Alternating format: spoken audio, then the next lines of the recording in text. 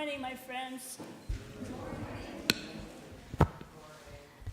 Welcome to the Unitarian Universalist Fellowship at Stony Brook, located on the ancestral land of the Settlecot Nation.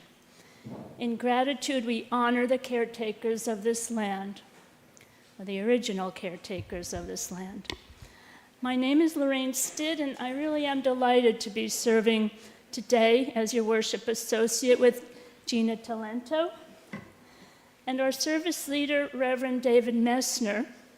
He's our consulting minister, and he will be joining us with his recorded sermon on the screen later in the service.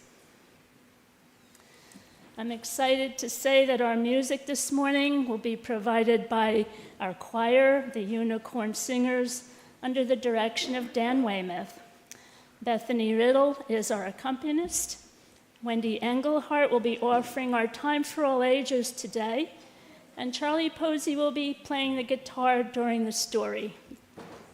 Our tech team is Rob Pond, Linda Cortese, and Rich Hall. And the co-chair of our Religious Education Committee, Susan Buckley, is here today if you have any questions about programs for children and youth. Whether you are here in our sanctuary or attending online, we are one congregation worshiping together. So let's all say hi and wave to those who are joining in from home. The camera is up there on your left. Hi. And a very special welcome to those of you who are here for the first time or just visiting. We're so glad you are here and are looking forward to getting to know you. If you're inclined to raise your hand, we will be able to find you and greet you after the service. Anyone here for the first time or visiting? Okay. For those of you here in our sanctuary, please plan to join us after the service for coffee and kind of a brief coffee and chat. We've got our eye on the weather this afternoon, so it may not be as long as usual, but we will be having coffee and conversation. And for anyone who is with us online, if you sign off when we finish and return to our website or the news feed, you will find the link for joining our small group chats. Whether here or online, you will find friendly folks who can answer any questions you have. And any time during this service, you are invited to place a pebble in the water. There's a side table over here. And the pebbles symbolize a joy, a concern, a promise, or a release for you that sends ripples of your intention out into the world and connects with those of others. Now, Laura Lesh will come up and share a special announcement we have this morning.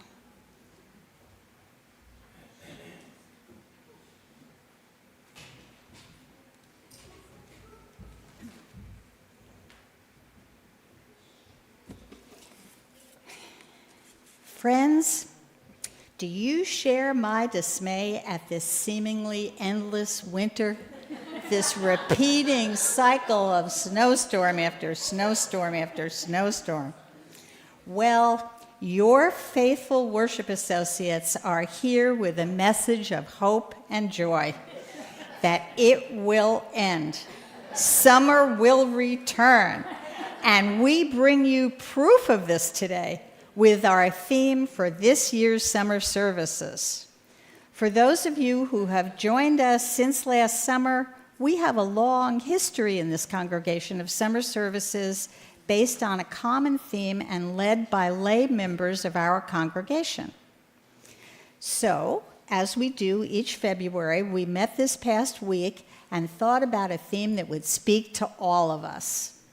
What we are struggling with, that we might want to dive into this summer for inspiration to live into the principles and values of our faith, for spiritual nourishment, for acceptance of our differences, and that which we cannot control, for the resilience we all need to cope with our difficulties, our doubts, our fears, and to keep hope in our hearts.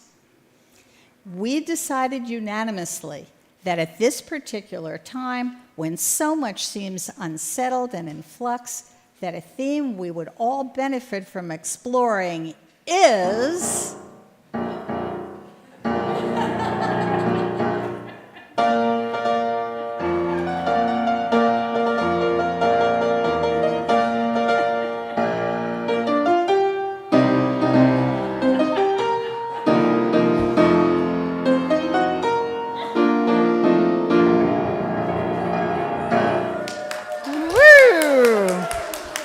Yes, folks, it's meeting the moment.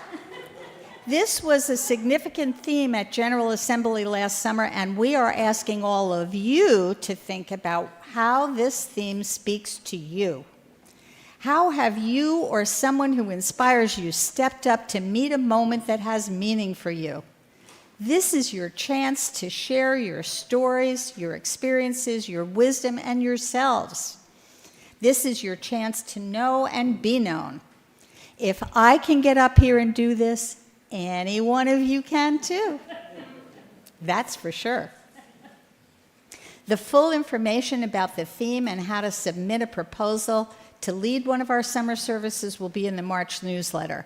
All of the worship associates are eager to answer your questions, to help you with your ideas, and to be with you every step of the way to create an inspiring service to share with our congregation this summer, which will come. And that's the proof. Thank you, Wendy, for your incredible artwork. And now Linda Cortese will come forward to share her UU Minute with us.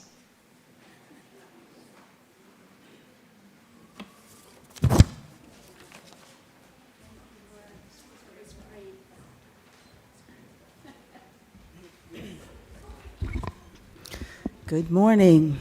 I'm Linda Cortese. Many of you know me.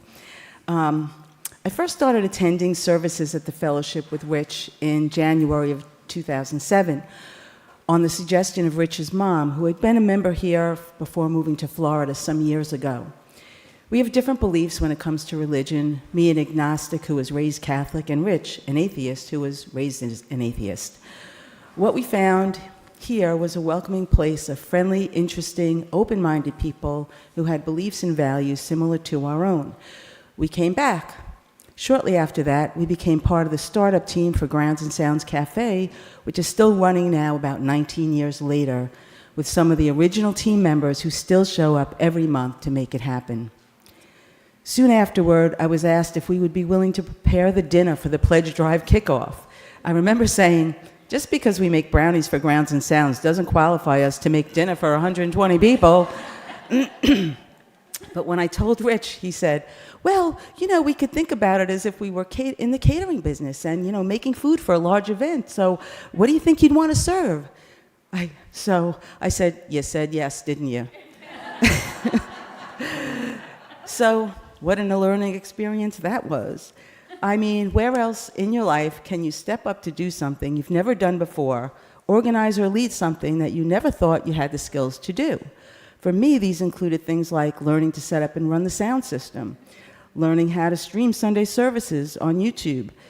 I also do other things that give me joy and a sense of accomplishment, like being on the news team, the auction team, being part of the writing group, and singing in the choir, among other things, and things I haven't even done or tried yet. It is a joy to work with others toward a common goal, to be part of a community that cares about each other and cares about making the world a better, kinder place. It feels like family to me, a family in which I have chosen to invest my time, energy, and money. So what is a pledge? Making a pledge is simply a matter of determining and letting the fellowship know how much money you expect to be able to contribute to the life of our congregation over the course of the upcoming fiscal year, which is July 1st to June 31st. Like any organization, the Finance Committee puts together a budget each year, and ours gets voted on at our annual meeting in June. To make that happen, they need to know what income can be expected from members' pledges, as well as from fundraisers and building rentals to offset our expenses, which are things like salaries, building expenses, and committee and program expenses. Nothing is due now. Hopefully, the current contributions you're making are fulfilling the current year's pledge. What we're asking for now is a pledge for next year, starting in July. So in a nutshell, Rich and I support this fellowship both financially and with our energy because our lives are so much fuller and more purposeful being part of this community. And we want to make sure that this place is still here tomorrow for people who need to find us. Thank you.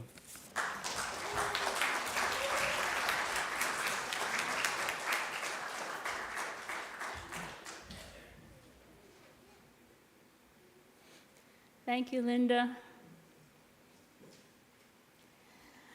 Now please silence your cell phones and let us center ourselves as we enter into this sacred space of worship with the sounding of our morning bell. May the vibrations help us to release our concerns and distractions, open our hearts and our minds, and bring us fully into this present moment as we worship together.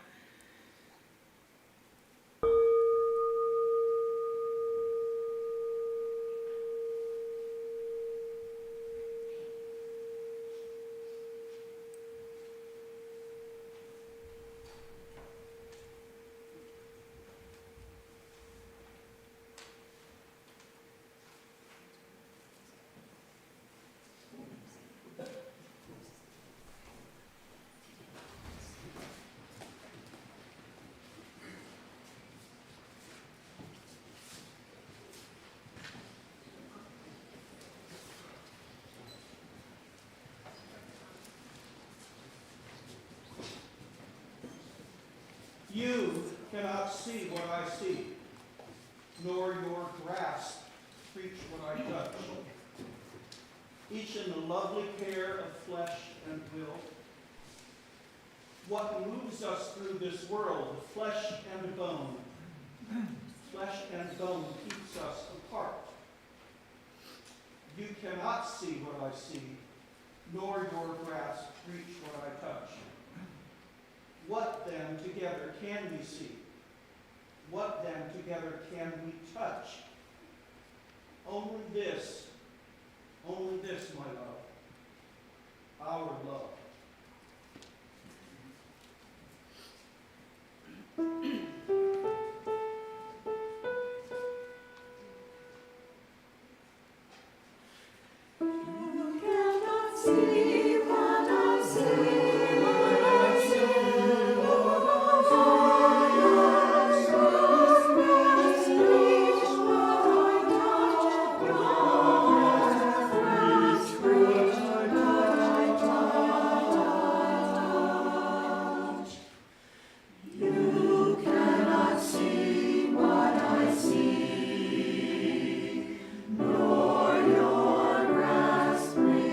What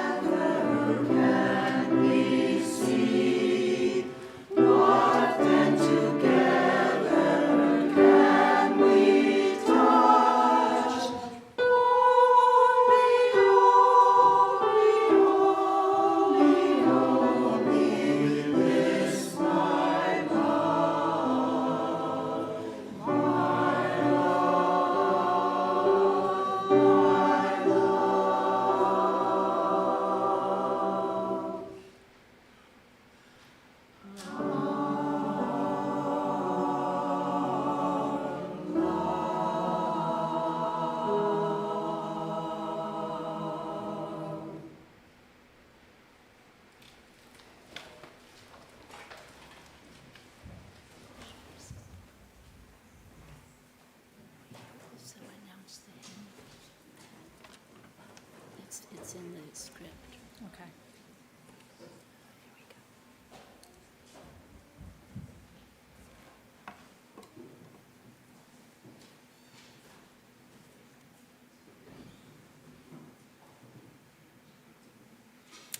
The flaming chalice is a symbol of Unitarian Universalism. For those at home, I invite you to light a chalice or a candle as we kindle our flame here in the sanctuary. This morning, we invite Tom Krause to come forward to light our chalice while I share these words from Reverend Michelle Collins. This is called The Wisdom That Hums Beneath.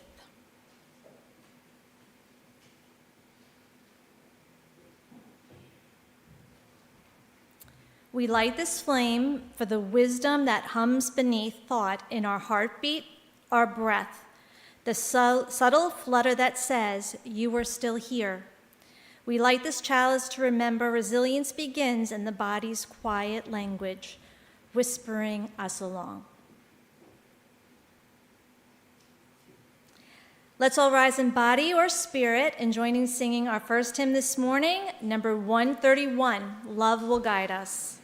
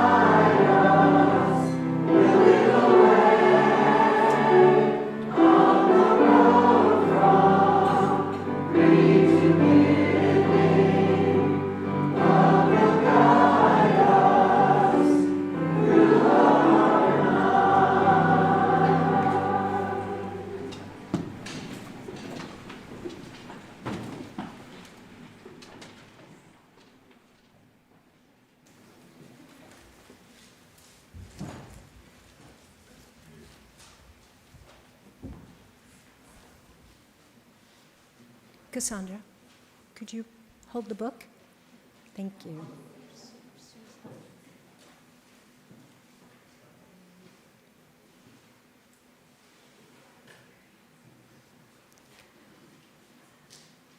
Today's Time for All Ages is entitled Last Stop on Market Street. Words by Matt de la Peña, art by Christian Robinson. This is a story about CJ and his grandma who are taking their usual bus ride together, discovering the beauty and wonder of their vibrant neighborhood. CJ pushed through the church doors, skipped down the steps. The outside air smelled like freedom, but it also smelled like rain, which freckled CJ's shirt and dripped down his nose.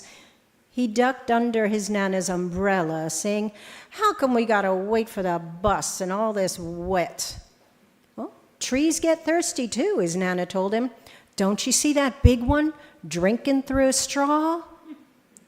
CJ looked for a long time, but he never saw a straw. From the bus stop, he watched water pool on flower petals, watched rain patter against the windshield of a nearby car. His friend Colby climbed in the car and gave CJ a wave and drove off with his dad. "Nana, how come we don't got a car?" "Boy, what do we need a car for? We got a bus that breathes fire, and old Mr. Dennis, who always has a trick for you." The bus creaked to a stop in front of them. It sighed and sagged, and the doors swung open. "What's that I see?" Mr. Dennis asked. He pulled a coin from behind CJ's ear and placed it in his palm.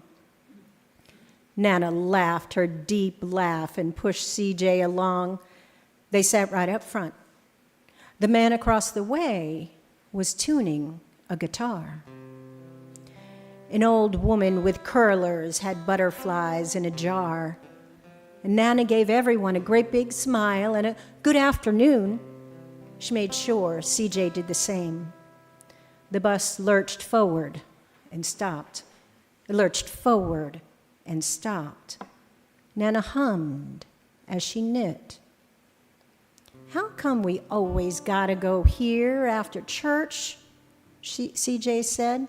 "Miguel and Colby never have to go anywhere."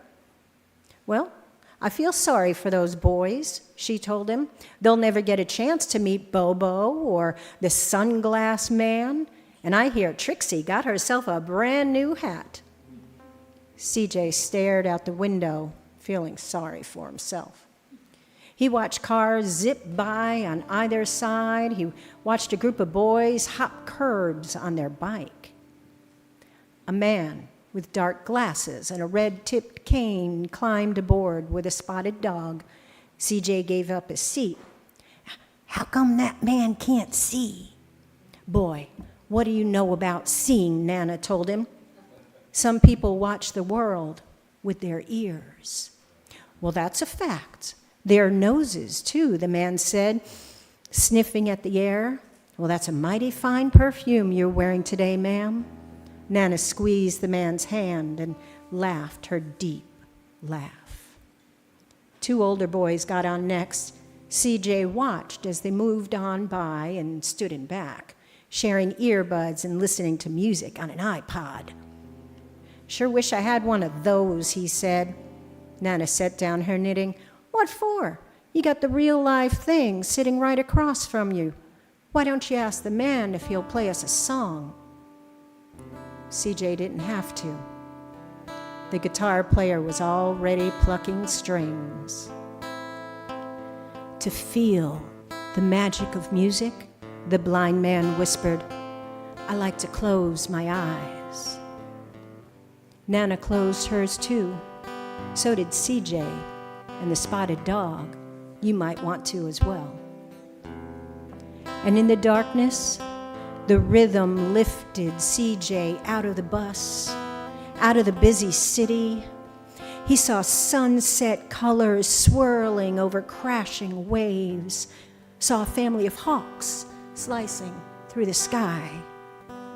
He saw the old woman's butterflies dancing free in the light of the moon. CJ's chest grew full and he was lost in the sound, and the sound gave him the feeling of magic. The song ended, and CJ opened his eyes. Everyone on the bus clapped, even the boys in the back.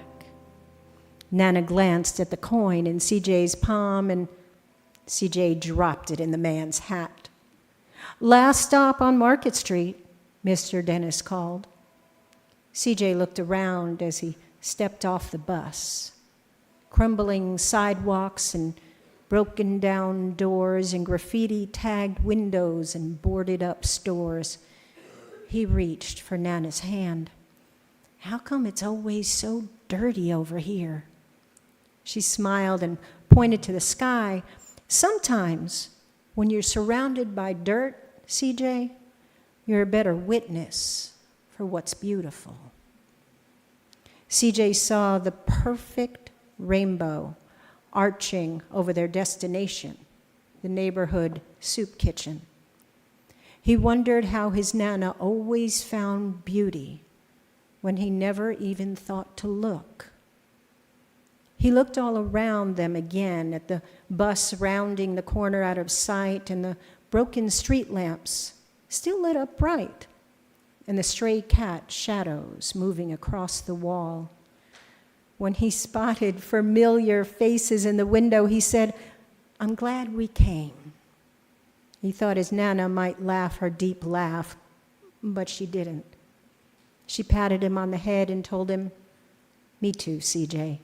Now come on." And they joined their friends behind the service counter. Please join together to sing the children out to their classrooms with the Reed benediction found on the inside back cover of your hymnal.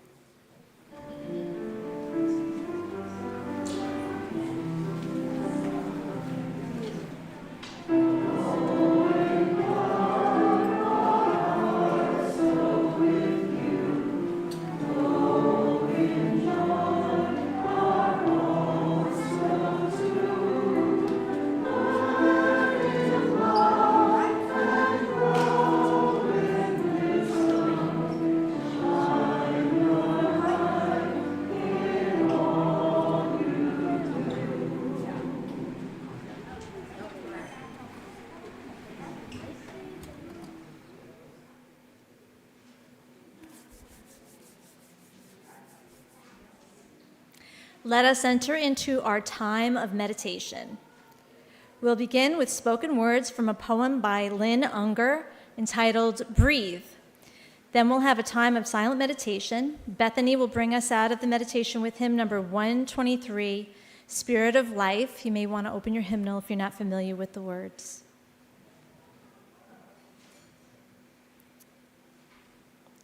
Breathe, said the wind. How can I breathe at a time like this, when the air is full of smoke, of burning tires, of burning lives?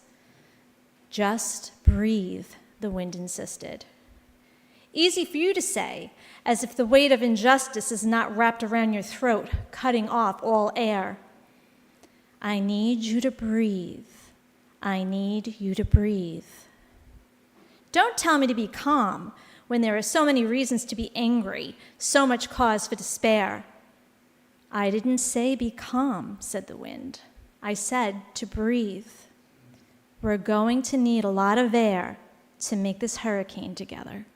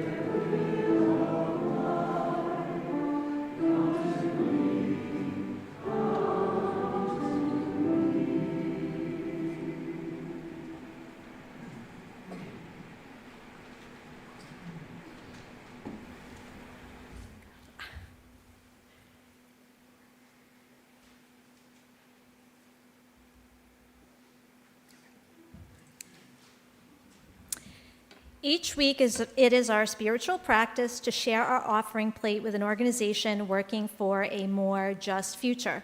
For the month of February, our shared plate recipient is Erase Racism, a great Long Island organization celebrating its 25th anniversary this year.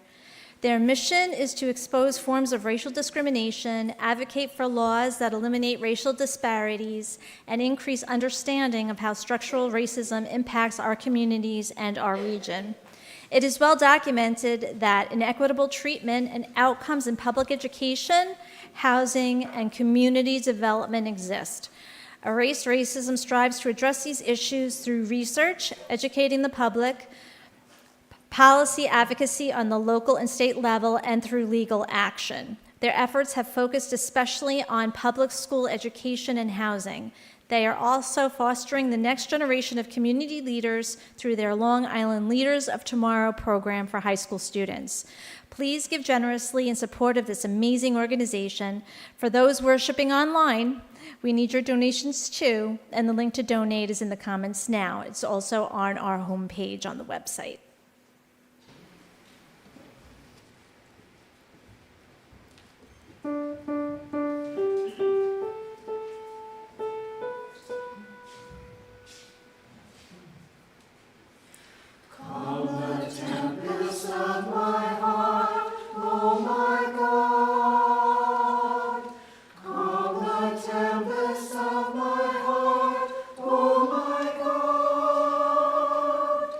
Me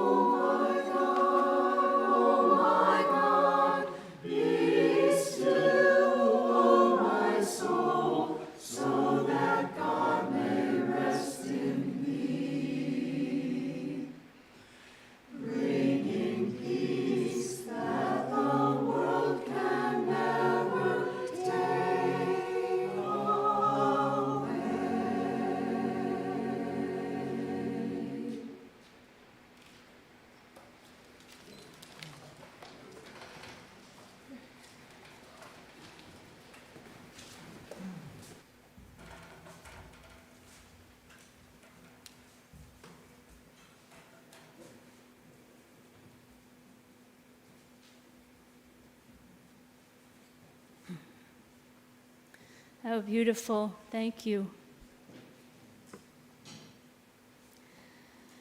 Our reading this morning is Affirmation of Hope by Loretta F. Williams. We, bearers of the dream, affirm that a new vision of hope is emerging. We pledge to work for that community in which justice will be actively present. We affirm that there is struggle yet ahead, yet we know that in the struggle is the hope for the future. We affirm that we are co-creators of the future, not passive pawns. And we stand united in affirmation of our hope and vision of a just and inclusive society. We affirm the unity of all persons. We affirm brotherhood and sisterhood that allows us to touch upon each other's humanity. We affirm a unity that opens our eyes, ears, and hearts to see the different but common forms of oppression, suffering, and pain. Yet we are one in the image of God, and we celebrate our hopes for human unity. Within ourselves and within the gathered community, we will discover the strength not to hide in indifference. Affirming that hope, publicly expressed, energizes and enables us to move forward. Together, we pledge action to transcend barriers, be they racial, political, economic, social, or religious. We pledge to make our tomorrows become our todays.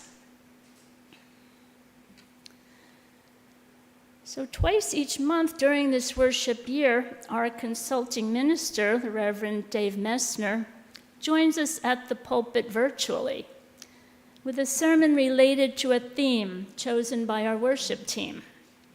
This month, we are focusing on embodying resilience. And today, Reverend Dave's message is entitled, Being for Each Other.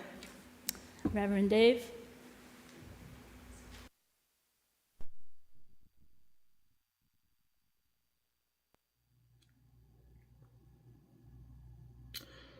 My message today is about being for each other.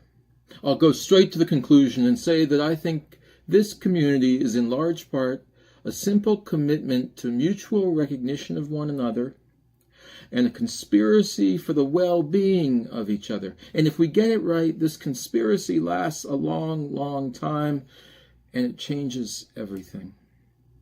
More than, how long? 65 years here and counting. We've been in cahoots for nothing more than mutual flourishing in this journey of life, that we may collectively be more loving, more fulfilled, more grounded, and more impactful in the world around us. I know it's an incredibly simplistic theology that the meaning of life and its great redemptive character might just be friendship. I think learning how to be friends with one another is theologically fundamental. I guess I'm a friendship fundamentalist. I'm a friendship evangelical. That's what it is. When you get to the heart of it, maybe we are here in worship today, but on this planet even, to learn how to be a good friend to another person. I want us to think about how the fellowship we have, that we're blessed to have, is set apart so that we might nurture what I'm going to call spiritual friends. Let's consider that this strain of friendship might be a different and rare species that we might not otherwise have if we weren't mindful about it, if we didn't work at it, pay attention to it. This kind of spiritual friendship I'm suggesting today rests on different foundations, and it operates on different norms. It's a different set of practices involved in this kind of friendship that we have been gifted with. I was thinking today about this sermon on friendship and this idea of the friend as servant, the friend as caretaker, the nature of love as giving and sacrificing of oneself. And I had the great children's story come to mind that was a hallmark of my childhood growing up. That was Shel Silverstein's Giving Tree. You know, today I didn't ask them to read the Giving Tree because I'm going to give it a hard time, and I didn't want to tee up my colleagues that way. See, the Giving Tree and its complicated and unsettling message was all about the nature and the point, the aim of friendship. You'll recall it's the story of a beautiful tree and a boy. It's beautifully drawn. The child would play with the fallen leaves when the season was right in autumn, would climb the tree joyfully, and in springtime be sheltered by its loving branches. They became friends, sharing in the happiness of life together. And when the boy grows up, those elements of the relationship start to subside, and the boy comes to the tree with a whole other set of needs. Boy comes needs for money, so the tree gives over the apples she bears so they can be sold. The man grows up, needs a nice house, so the tree offers up its actual limbs, which the boy took, right? And then years later, stage of life many of us are in, it was necessary to have a retirement yacht, a boat. And so the tree at that point gave its very trunk, said, "Here, this is for your ship." In the ultimate scene, the boy, as a very old man, comes to sit in his final days on the stump. That is what is left of the giving tree, the giving and giving and giving and giving tree, that darn giving tree. It breaks my heart every time now I see it with different eyes 50 years later. I love the tree, and I am infuriated with that tree because it offers this model of befriending someone else and meeting their needs no matter how much it takes of us. Noble, in a way, and deeply problematic. A deep misdirection of our sensibilities about what right relationship is and what friendship can be. In that story, the friendship begins in mutuality and joy and then becomes one of sacrifice and consumption. There's a model for so much going on. As every Sunday I could go political and talk about the pivot, right, from mutuality and joy in our larger relationships to one of sacrifice and consumption. The tree's inadequate self-awareness, the tree's inadequate sense of tending to reasonable boundaries about giving are so much more acute to me than the needs of that boy. I want the tree to know that the compassion that it had to offer in a relationship of some kind of mutual dignity was sufficient. And if each of them could see the sufficiency of a more modest relationship, one that didn't cause suffering, one that didn't require sacrifice, then it might have meant a whole different existence for both of them. And it might have meant a whole different template in the back of the minds of those of us who grew up in the 60s and 70s and were trying to figure out how to be good people with healthy relationships. That's the project we're in here. Compassion, which I think is one of these precious gems for sure, demands that we retain some kind of integrity of self. That's the anchoring resource we have for the compassion we have to give. If we are grounded and anchored in that resource, then the compassion we can give is limitless. Because it's not self-depleting, it's not self-negating, it's not self-denying, it's not self-annihilating. It's worth paying attention to. There is a very limited kind of friendship grounded in value exchange. Here in this tree story, I'm talking about like a lopsided exchange. Part of us, the economic mind, the good capitalistic mind, which I have, says, well, make sure it goes both ways. If the relationship is mutual and if it's extractive both ways and requires sacrifice, then it's a good deal. Yes, it might be a good deal, but maybe it's not the kind of friendship we want to aspire to and not the kind of friendship I'm trying to explore today. Regardless of symmetry or asymmetry, instrumental relationships that are aimed at the getting of something, even at the doing of something aren't the only kind of relationship. And I want to suggest in our spiritual lives, not the primary kind of relationship we ought to be attuned to. So let me remediate a little bit this view of relationships of that kind of mutualism, reciprocity, the exchange of good things, right? In this category, I think of work friends. You know, when you make a friend at work, you're over at the rock quarry. Most of us work in some kind of rock quarry, I think. Long days, heavy lifting.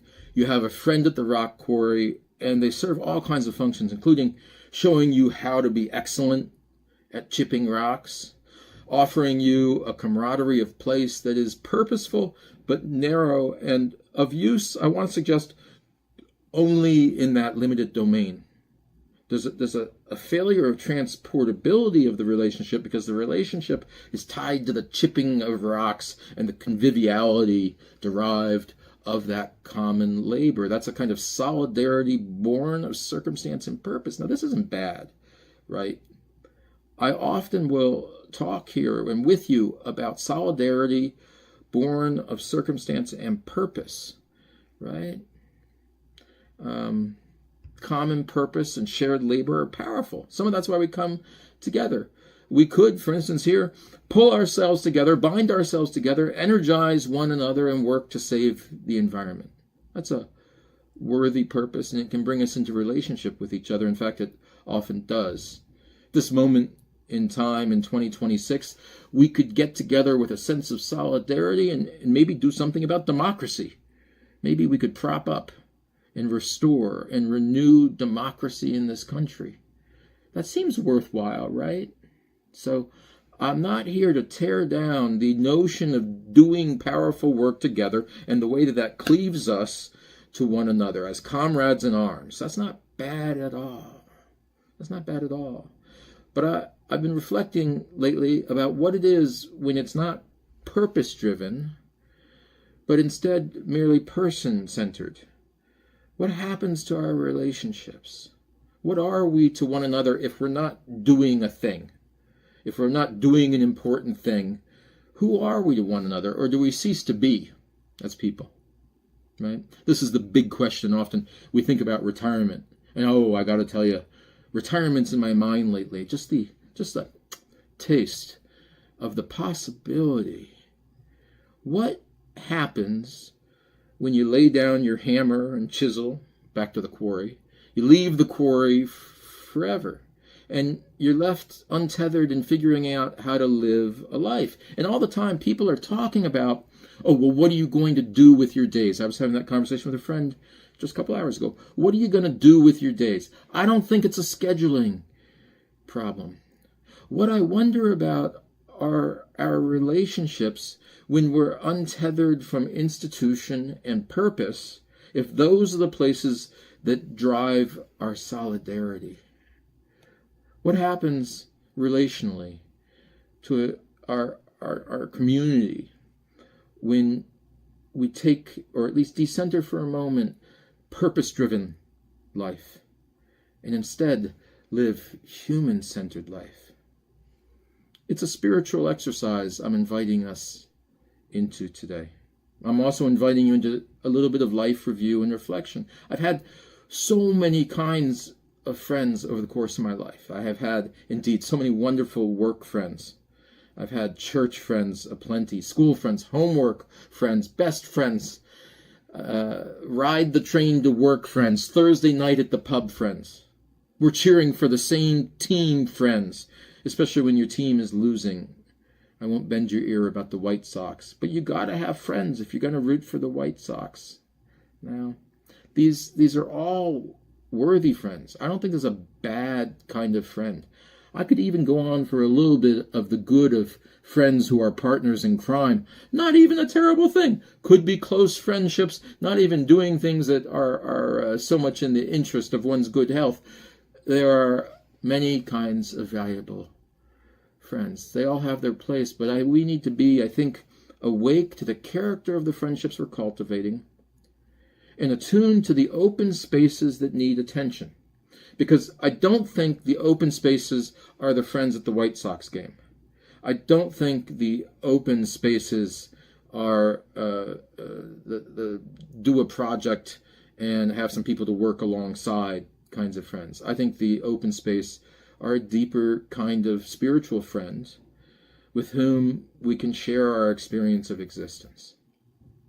Let me grab, as I usually do, for a spiritual, or I guess a traditional resource or two as we talk about this. In the Buddhist tradition, there is a recognition of both the importance of friends and friends having different virtues. In one of the famous sutras, they talk about the difference between the helping friend, the one who does for you, like that tree I was talking about, the enduring friend, the one who's your lifelong confidant, your mentoring friend, the one who shows you how to be in the world by example. And then in its rising move, it talks about the compassionate friend, the one who keeps clear focus on your essential self and your self's goodness, the one who never doubts in it, but looks deeply to see, and in so doing participates in a shared life experience.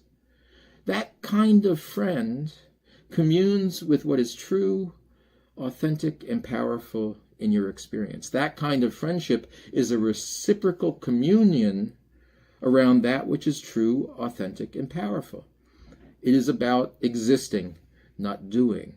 It is a kind of deep, connected relationship that takes nurturance. And I would love a touchstone of this place to be nurturance of these sorts of fragile, fleeting, and rare phenomena in human life. So I ask you today, what kind of friend do you tend to be?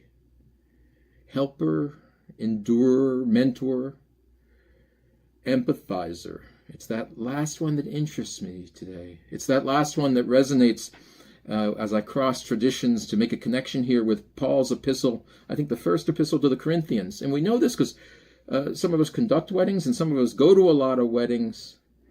And we have his line about love, right? Love and friendship of a certain sort is the kind that does not dishonor others. It is not self-seeking. It is not angered. It keeps no record of wrongs. It trusts. It hopes. It perseveres. It rejoices in the truth. It rejoices in that which is real and true and plain and authentic. So I'm asking you today, take out your notebook. I hope you're bringing notebooks on Sunday. Who are the friends you have who fit that bill, who see you most truly, who in the world, to use the vernacular, gets you? Not the superficial you or the you that is useful for some purpose of the day, but who are the friends who get you and are able to dream with you of your true and best self? Who's in it with you in the way that they can rejoice in actually being part of that ongoing becoming? Being a simple friend of the Spirit in that way is a capacity that I think we need to cultivate and practice here, right? And it's a challenge so many of us have to offer simple empathy and compassion to one another in a sustained way. I'm not talking about a failure of kindness. I'm talking about a failure of simple existential compassion without reverting to our exquisite helping, sacrificing, and teaching instincts. Such is our anxiety to always do more. But that's not the love we're called to in this spiritual place. It is neither tough nor overreaching nor self-denigrating. I believe it is honest, expansive, and wait for it, purposeless. Oh my gosh. I'm offering a gospel of purposelessness today, which is a little bit radical and a little bit countercultural. So much of our life is spent in these purposeful exchanges, and how freeing it is. We can be with people in a spaciousness, to breathe deep, to look hard, to listen slow, enough to see that kind of essential self emerge in the other, emerge in ourselves, and perhaps find a resonance between us. And this doesn't happen in an instant. This doesn't happen in a coffee hour. It could start there. You don't know where the spark starts. But it's about building day upon day, brick upon brick, experience upon experience, even year upon year and decade upon decade. Some of you know what it is to build relationships decade upon decade. This, too, is a piece of my pitch for the good of marriage. You start in a flash. You have this idea. You buy the ring, right? That's easy. Give it 10 years of gentle empathy and gentle sharing of a space and an experience of becoming, and then you begin to get a picture of what true self and true relationship can be. And one of the great ahas of life is that needs no foundation, no ground other than this mutuality, and no purpose other than this good intention, other than this heart for friendship that we nurture, we cultivate, and we spend every day practicing in simple ways. I think this vision, this relational vision, and I guess I'm being a little abstract today, this vision for reframing our relationships in a theological and spiritual way represents a defiant turn to a more caring universe. And not just for that one special person. Yes, I love weddings. Does anyone want to get married? I can perform a wedding when I'm there next. Not just for that one special person we choose for this once-in-a-lifetime unique privilege, but for this wider circle of care. What does it look like to have 5 deeply authentic, deeply caring and compassionate friends? What would it look like to have 50? It blows my mind. What would it look like to have a circle that wide, immersed in honesty and vulnerability, mutuality, reciprocity, non-coercion, non-purposefulness? That's the kind of friendship I'm talking about today. What's common at the heart of this kind of friendship? What's the virtue of this place upon which we plant our feet? Maybe it's the empathy, which is the prerequisite to opening ourselves to each other, being for each other as we are for ourselves, rooting for each other as much as we root for ourselves, being there for each other unashamedly with our whole messy, imperfect selves, and never giving up on any of us. That's the vision. I ask you, what else are you doing here this Sunday morning besides learning and becoming yourself? Why does that idea of becoming oneself get reserved for 13-year-olds at coming of age and 18-year-olds as they consider the possibility of college? Why is that not the central ongoing project? This place, in its best moments, is one that holds people close to you, people who are dependable and reliable, optimistic and imaginative friends. It's also a place where, almost magically, there's always space for another person to walk in and increase our possibility even more. And so, when people ask you, what does it mean to be a Unitarian Universalist? I want to suggest you can answer, no problem. That's too big. I don't know all about that. It means a lot of things to a lot of different people. We get to choose. There's a whole bunch of story about that. That's a lot. But I can tell you, and I'm suggesting to you, one thing that it means to be a Stony Brook Unitarian.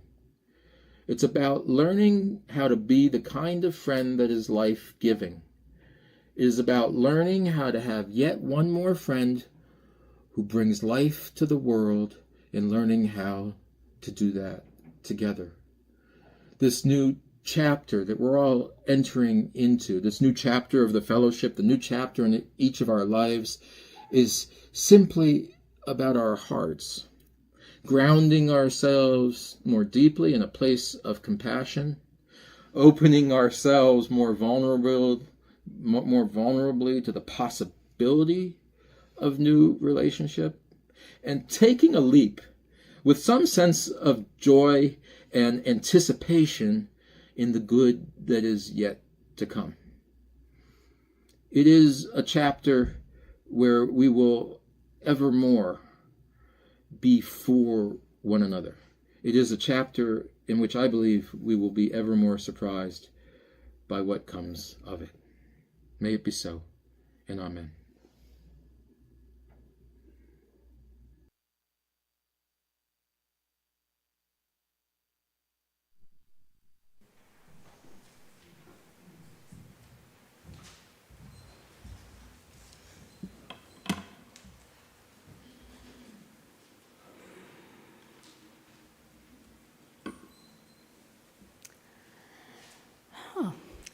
Please rise as you are willing or able to and sing with us hymn number 346 in the gray hymnal, Come Sing a Song with Me.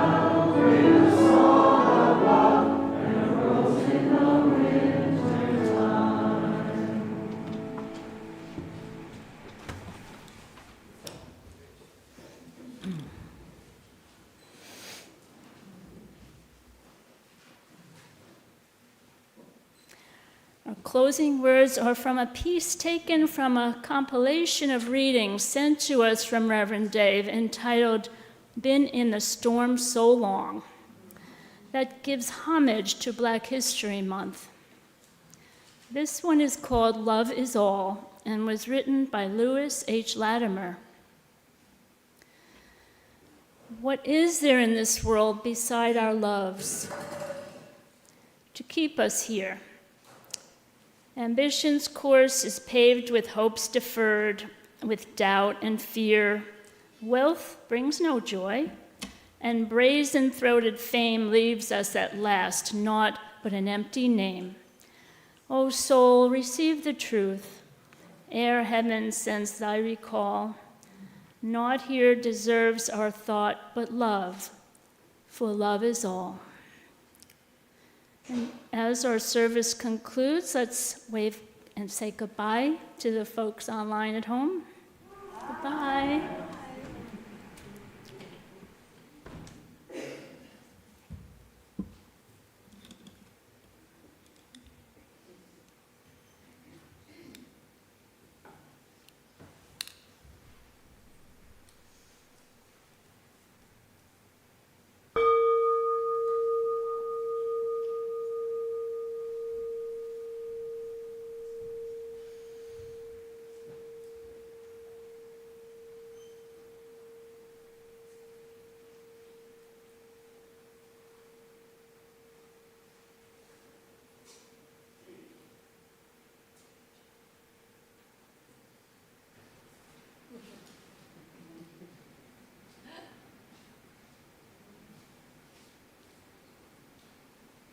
This is a call and response